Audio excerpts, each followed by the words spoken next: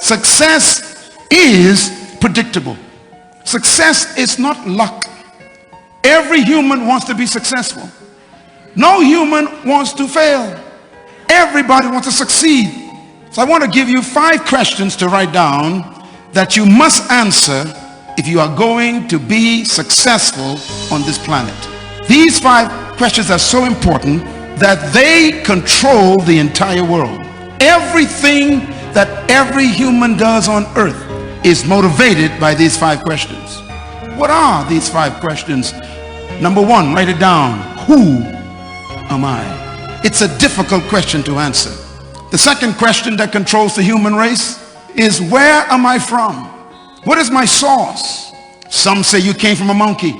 Others say you came from a salamander that crept up on the rock 6 million years ago and became a tadpole and became a frog, which also became a monkey that became a man. Some believe that.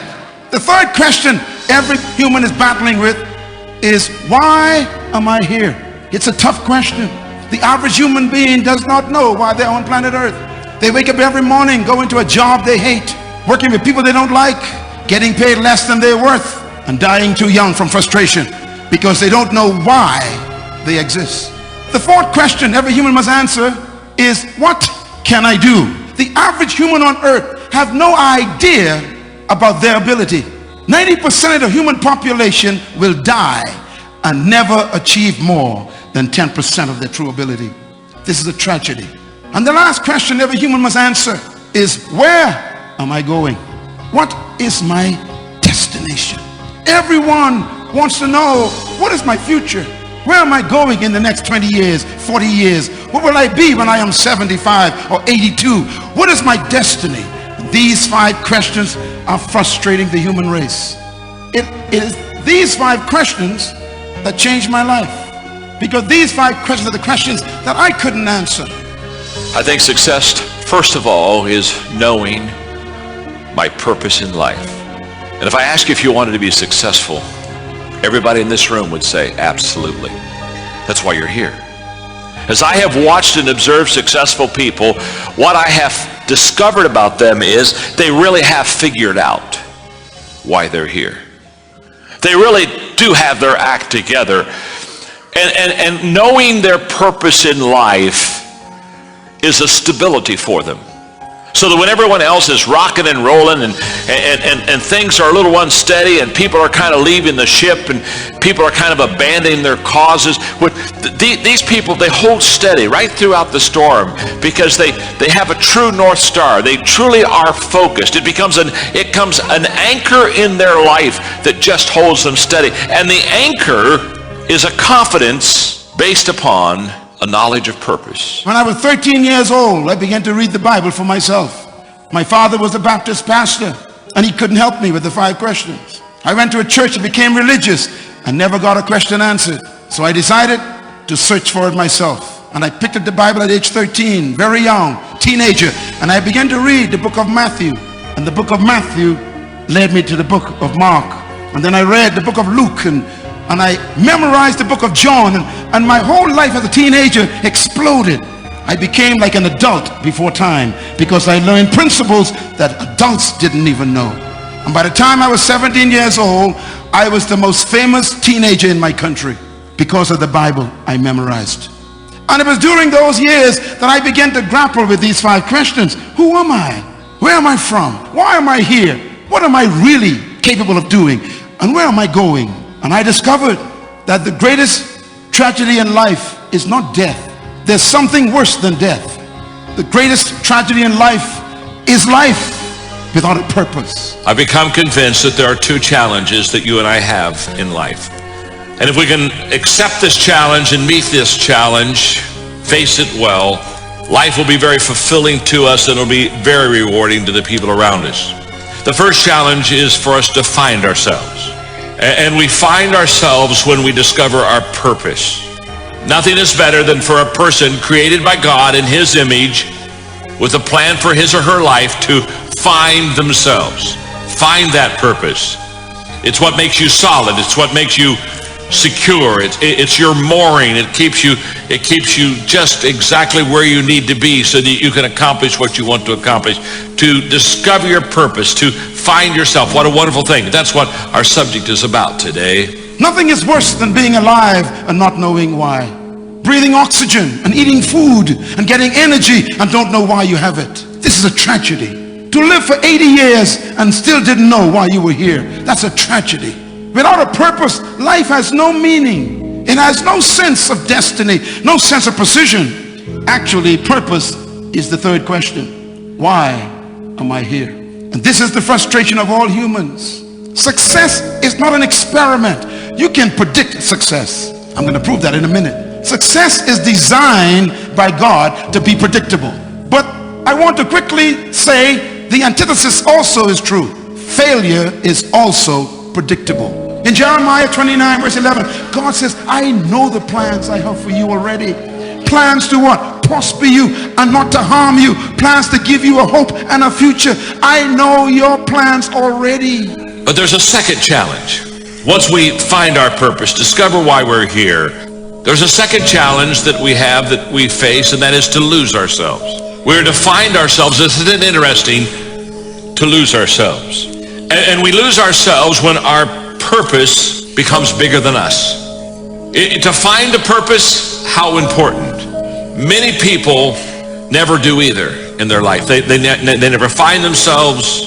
They never lose themselves. Some people find themselves, but they never lose themselves. Very few people find themselves and lose themselves. And the aim of this lesson today is to help us know how to discover our purpose, and then how to place that purpose in a position that is so much bigger than us that we can literally lose ourselves in the process. Now here is a paradox. Success is predictable, so you can literally plan success. I am successful today in my life, globally impacting millions of people, because I made a decision as a teenager as to what I want to be and do. What made me successful? I'm going to give you the answer now. And it's the same reason why people fail. Success is predictable, and success is predictable because life is designed for your success. But failure is also predictable because failure is the same result as success. Let me explain what I mean. God designed everything he created to be successful. You will never see a bird who cannot fly naturally. You'll never see a fish who cannot swim naturally. Every seed, if you put it in the ground and give it water, you don't need to pray. It is designed to bring forth a tree. Everything God created has built into it its own success. And if the plant is here today and gone tomorrow, how much more important are you to God? So the first question we have to ask ourselves this morning is how do we find ourselves? That's challenge number one. And we find ourselves when we discover our purpose. Now, this teaching of finding and losing is given to us by Jesus in Mark chapter 8. One of my favorite scripture verses. And just really hang with me here on this. God says, I know the thoughts and plans that I have for you. Thoughts and plans for welfare and peace, not for evil, to give you hope in your final income. And it hit me that God has thoughts and plans for me. And he not only has thoughts and plans for me, he has thoughts and plans for you. God is more committed to your success than you are. Why? Your success is important to God. God needs you to succeed. When I discovered this, I became very bold. I put pressure on God. I discovered this when I was 17 years old. I discovered that God needed me to succeed. Let me explain why. Because success is built in to creation by every manufacturer. Success is important to every manufacturer who makes a product. Let me put it this way. Let me contextualize this. When you woke up this morning, God was thinking about you. And when he created you in his image, he had plans for you. You're not an accident. We're not here because we just kind of happened to be at the end of an explosion. That we are here because we are divinely placed here with the thoughts of God. And then it hit me. God's texting you this morning. He's texting you and he said, I just want you to know, I've been thinking about you. And I've not only been thinking about you, but I got plans for you. You talk about building your self-image. If he has a purpose for us, he has plans for us, he's been thinking about us, how do we find it? There are two questions we have to ask ourselves. to find our purpose in life. And question number one is, what am I passionate about? Passion often is linked with purpose. Write the word reputation down in your notes. The word reputation is in the Bible, all through the Bible. Let me give you the statement in the Bible for reputation. It is namesake. Namesake. That's reputation. Everything a manufacturer does is for its reputation, to protect its name. So the success of the product is necessary to protect the reputation of the company. So the worst thing that can happen to a manufacturer is when his product fails. His entire reputation and company can be destroyed. This is why whenever a company sells a product like a car and discovers a defect, they send out a massive recall and they say, bring it in free. We will repair it free. Why? If this doesn't work, our reputation can be destroyed. They don't like you, they like their name. So success is necessary for the manufacturer. You are a product, and the first thing the manufacturer placed on you is his image. The manufacturer says, let us make a product in our image. What I love to do is often what I should do. We have been created within us the capacity to have things that we enjoy greatly, and a lot of times there is a definite relationship between what I am in love with and what I should be doing. We are created and wired in such a way that passion and purpose many times comes together, and passion is the great energizer. Once you have passion, you have energy. Once you find your passion, you find your purpose, there is something energetic about it. You have never known a person who was passionate that lacked energy. If you have low energy, you don't have any passion. You know, some people, they're already dead. They haven't made it official yet. But passion gives us a great amount of energy. And when we have that passion, there's something about how we love what we're doing and we enjoy what we're doing. And passion energizes us. I have come with good news. From this day forward, you cannot fail anymore. God has to guarantee your success, not to protect you. God has to make sure that the vision he gives you succeeds because his reputation is on the line. The first thing he put on you is the most important thing to him, his image. That means your failure is bad for God. So when you read the Bible, all through the Bible, God would say these to his people. He would say, even though you are stiff-necked, you murmur, you complain, he said, I will prosper you, and I will restore you, and I will heal you, and I will redeem you. Listen, for my name's sake. When I say passion and purpose are linked, that is usually the case. It is not always the case. It is possible to be passionate about something that you're not good at. It's possible to be passionate about something that you're not gifted in. But I know this, if you're passionate, that it will increase your energy. And the second thing that I've discovered about passion is it sets us apart. It sets us above the crowd. A person with passion always stands out. The world is so full of apathy. It's so full of average. It's so full of whatever. That once you have passion and once you have a sense of energy in your life, it just sets you apart. It distinguishes you. It already gives you what I would call a head start in success in life.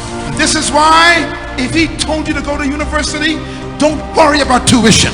If he told you to build a business, you have the ability. If he told you to build a church, you have the ability. If he told you to go into politics, you have the ability. If he told you to be a lawyer, you have the ability. If he told you to be a teacher, you have the ability. If he told you to build a school, you have the ability.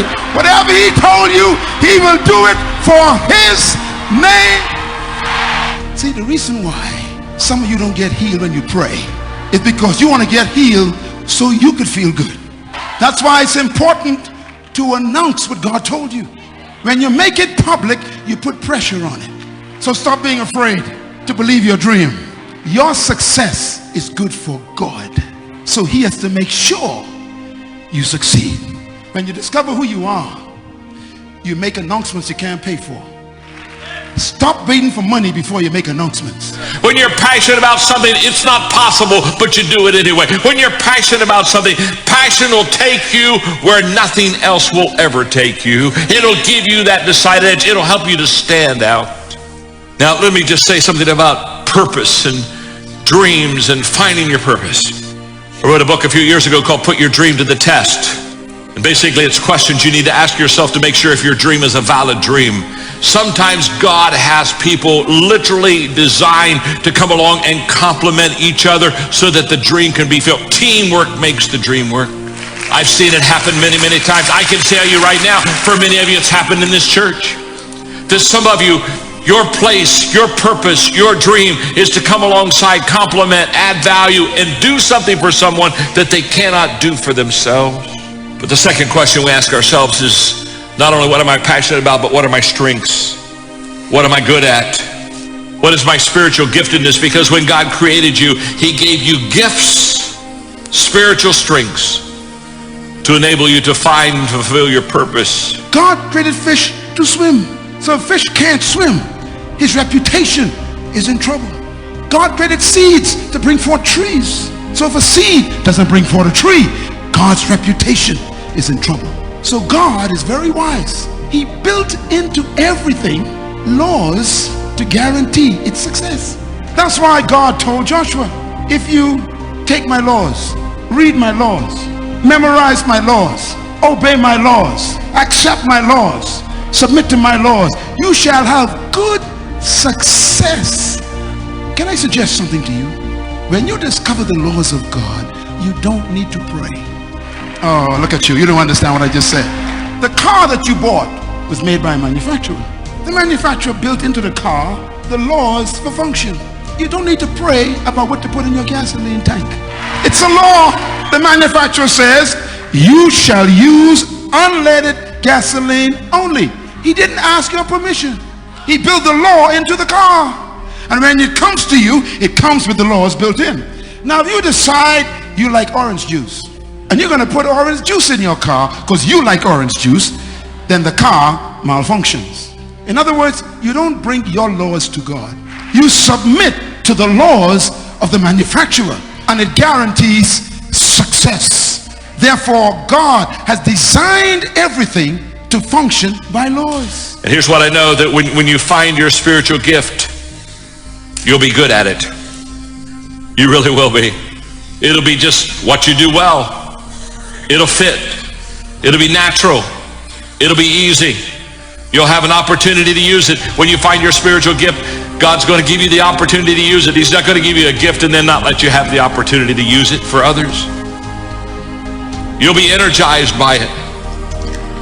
When you find your spiritual gift, all of a sudden it'll give you an energy that you just didn't, you'll just love it. You'll just love it. You won't wear out. Can I tell you something? When you're in the area of your weaknesses, you get tired, don't you?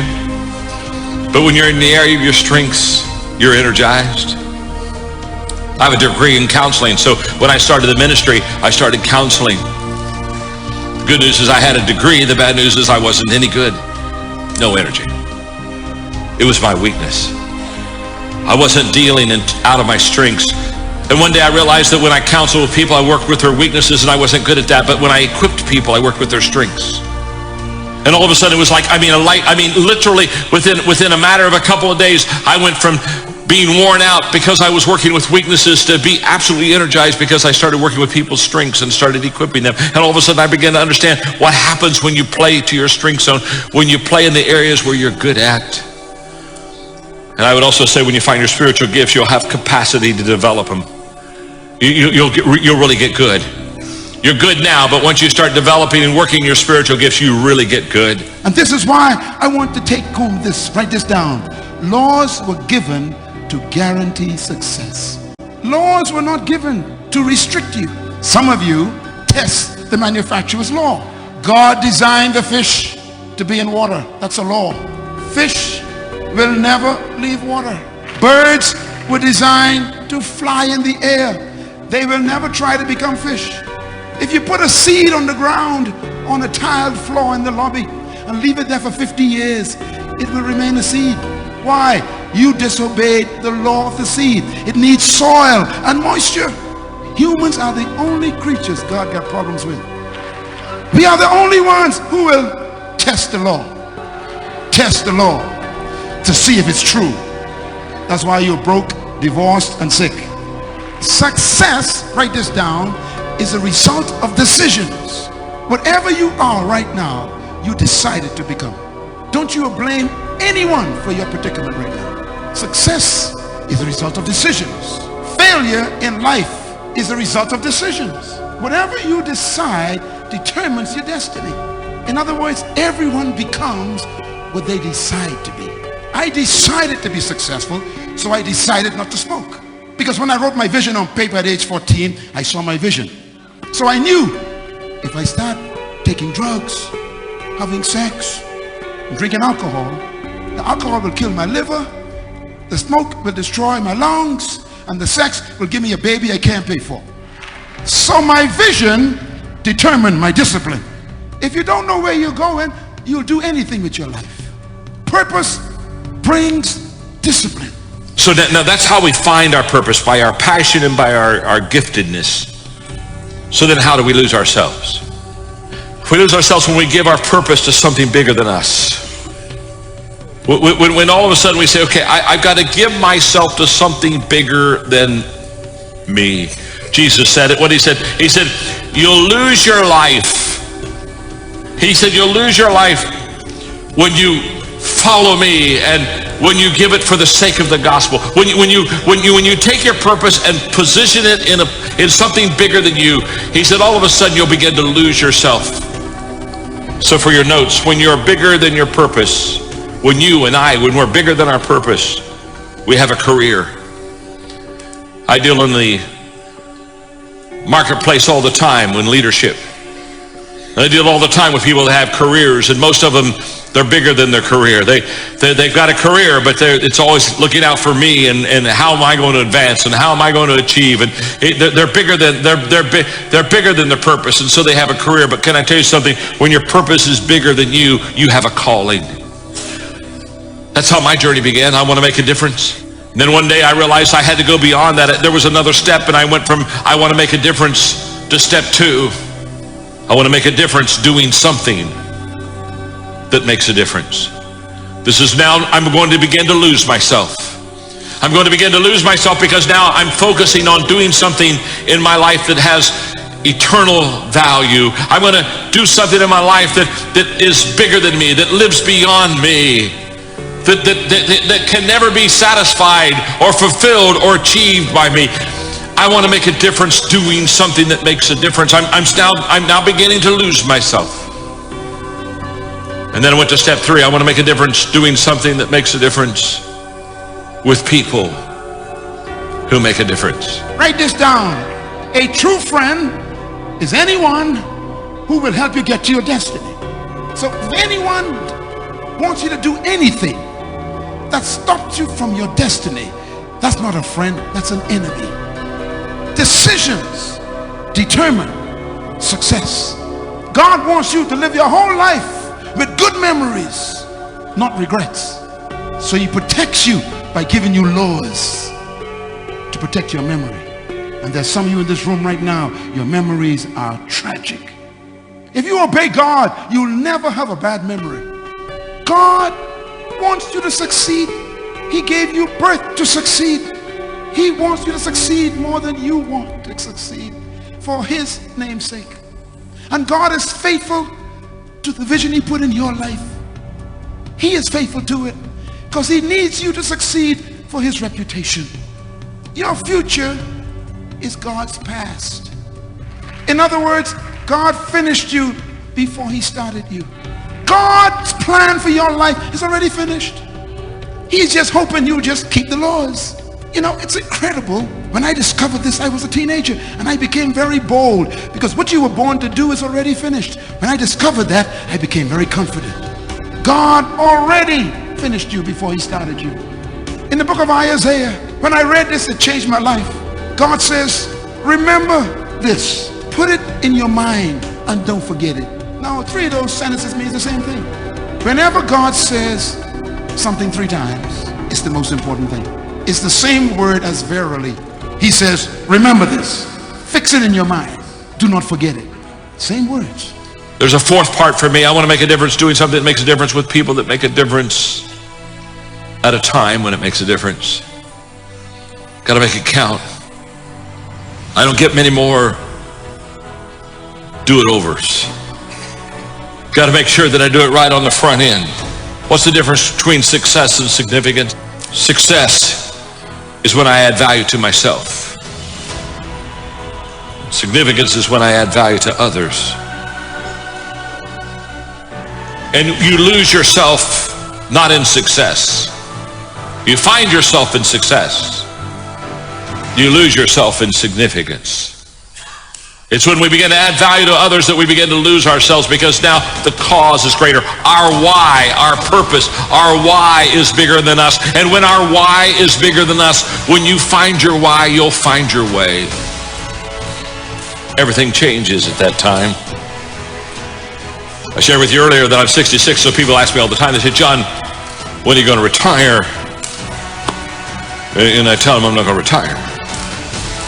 And they look at me and say, well, why not? You can. Of course I can. I'm old enough to retire. I have enough money to retire. I've been very blessed. I'm very grateful. I mean, I've written 25 million books. Well then, John, let me ask you, why don't you retire? I'm not going to retire because I've lost my way. My purpose is greater than me. I have a calling, not a career. A career you win, a career you kind of phase out. And there's all kinds of things you do with the career, but with the calling, I mean, what I do is what I love to do, and I don't want to retire. I don't have any desire to retire. What is so important? God says, remember this, I am God, and there's none like me. He said, now don't forget that. I am God, and there's none like me. Second, I am God, and I always set the end before the beginning. He says, I am God. There's none like me. And I always set the end before the beginning. Next verse. And I make known from ancient times what is yet to come. I say, my purpose will stand. That scripture changed my life. God says, look, I always set the end first.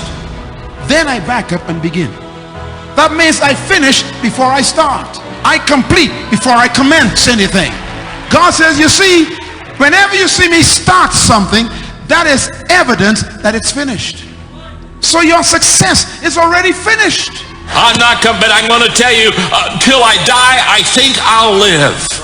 And I think I'll live because I have a passion for what I do, and I have a purpose for what I do, and I've found my purpose, and I've lost my purpose. Every time you put yourself into someone else, everything changes. Here's the good news.